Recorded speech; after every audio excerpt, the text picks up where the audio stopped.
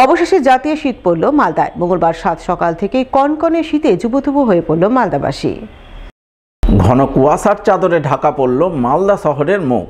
শীতের কামড় থেকে বাঁচতে রাস্তার ধারে আগুন পোহাতে দেখা গেল ঠান্ডায় জবুথবু মানুষজনকে।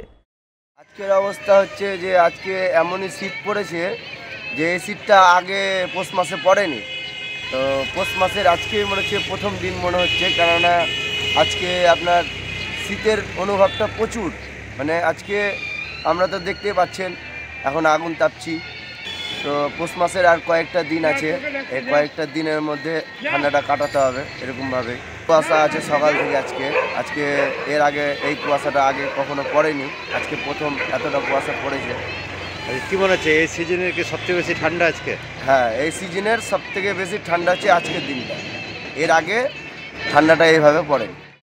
শীতের প্রকোপ চলবে পুরো জানুয়ারি মাস জুড়েই। আগামী 7 দিন মালদার তাপমাত্রা ঘোরাফেরা করবে সর্বোচ্চ 20 থেকে 21 ডিগ্রি সেলসিয়াসের আশপাশে এবং সর্বনিম্ন তাপমাত্রা থাকবে 11 থেকে 12 ডিগ্রি সেলসিয়াস। কুয়াশাচ্ছন্ন পরিস্থিতি বজায় থাকবে আগামী বেশ কয়েকদিন। আগামী 7 দিন বৃষ্টির কোনো সম্ভাবনা নেই। মঙ্গলবার এমনটাই জানালেন মালদা হাওয়া অফিসের অধিকর্তা তপন কুমার দাস। এই সময়টা সকালের দিকে ফগি ওয়েদার থাকবে, আর দিনের সর্বোচ্চ তাপমাত্রা 20 থেকে 22 ডিগ্রির মধ্যে থাকার সম্ভাবনা, আর সর্বনিম্ন তাপমাত্রা 11 থেকে 13 ডিগ্রির মধ্যে থাকার সম্ভাবনা আগামী 7 দিন। আগামী 7 দিন বৃষ্টির কোনো সম্ভাবনা নেই। এই জানুয়ারি মাসটা মোটামুটি এইরকম ওয়েদার, মানে ঠান্ডা উপভোগ করবে। রৌদ্র ওই বেলা বাড়ার সাথে সাথে হবে, ফগটা কেটে গেলে রৌদ্র পাবে। আগামী 22শে জানুয়ারি অযোধ্যায় রাম মন্দির উদ্বোধন। তাই রাম মন্দির উদ্বোধনকে ঘিরে এখন রাম ভক্তদের মধ্যে উৎসাহ উদ্দীপনা রয়েছে তুঙ্গে। কিন্তু আপনি জানেন কি, মালদা শহরের বুকে রয়েছে এক প্রাচীন রাম মন্দির। সেই মন্দির ঠিক কত বছরের প্রাচীন তা জানেন না কেউই। তবে মন্দিরের প্রতিষ্ঠিত দেবদেবীর গঠনশৈলী তার প্রাচীনত্বের কথা জানান দিচ্ছে। হ্যাঁ, এরকমই এক প্রাচীন রাম মন্দির রয়েছে মালদা শহরের মকদমপুর বাঁধ রোড এলাকায়, যা গোস্বামী পরিবারের রাম মন্দির নামে পরিচিত।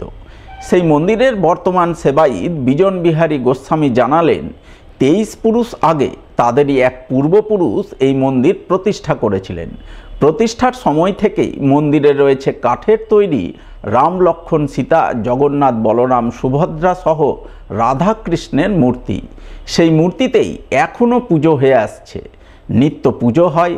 সকালে বালক ভোগ, দুপুরে অন্নভোগ ও রাতে শীতল ভোগ নিবেদনের পরম্পরা আজও পালন করে আসছেন নিয়ম মেনে। প্রতি বছর রামনবমীতে বিশেষ পুজো হয়ে থাকে। ওই সময় মন্দির সংলগ্ন এলাকায় ছোটোখাটো এক মেলাও বসে। দূর দূরান্ত থেকে ভক্তরা মন্দিরে পুজো দিতে আসেন। তাই আগামীতে এই মন্দির সংস্কার করার ইচ্ছে রয়েছে তাদের। এটা 23 পুরুষ আগে আমাদের বংশাবলী দেখলে পাওয়া যাবে, যিনি ছিলেন তিনি এই মন্দির প্রতিষ্ঠা করেছেন। এখনও মন্দির সেই মন্দিরই আছে, এখনও নিত্য পূজা হয় 365 দিনই। হ্যাঁ, সকালে বাল্যভোগ, দুপুরে অন্নভোগ, রাত্রে শীতল ভোগ দেওয়া হয়। রামনবমী আমাদের চৈত্র মাসে বা বৈশাখ মাসে রামনবমীর মেলা হয়।